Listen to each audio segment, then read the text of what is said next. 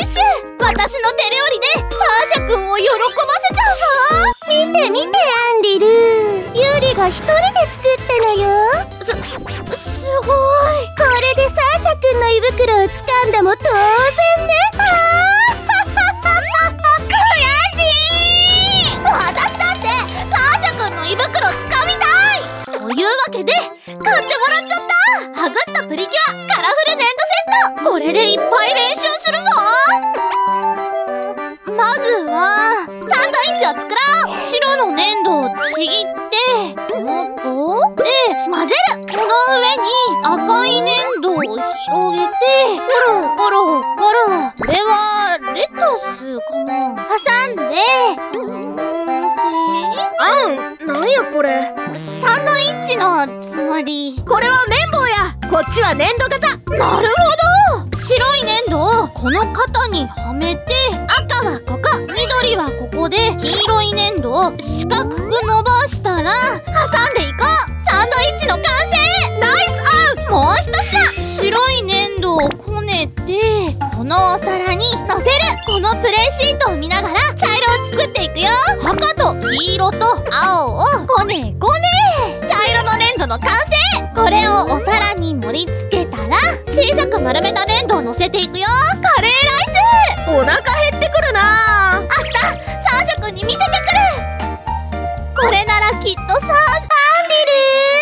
いいものを見せてあげるわ。ゆりちゃんが作ったの？当たり前じゃない。あれ、何してるの？わあ、美味しそう。調理実習でも作ってあげるわ。楽しみにしてなさい。どうしよう。あんなにすごいの作れないよ。あらあんちゃん、これスイーツも作れるみたいよ。ほんとだ。この絞り器を使ったビビッときた。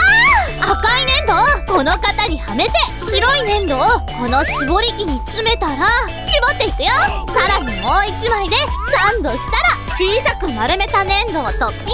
クッキーサンドだよ。次はオレンジ色の粘土でタルトの土台を作るよ。クリームを絞ってフルーツの型に粘土を詰めたらこれをトッピング。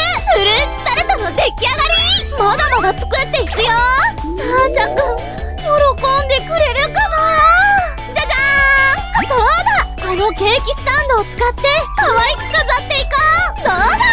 とっても美味しそう。すっげーアン。二人ともありがとう。サーシャくん見て見て。スイーツだ。ちょっと作りすぎちゃったかな。これ、アンが作ったの？僕、実は甘いものが大好きなんだ。サーシャくんが甘いもの好きだったなんて知らなかったわ。サーシャくん甘いもの好きなんだ。また一つサーシャくんのこと知れたし、来週の調理実習も頑張ろう。今日遊んだおもちゃはハグッとプリキュアカラフル粘土セット。絞り器や粘土型を使って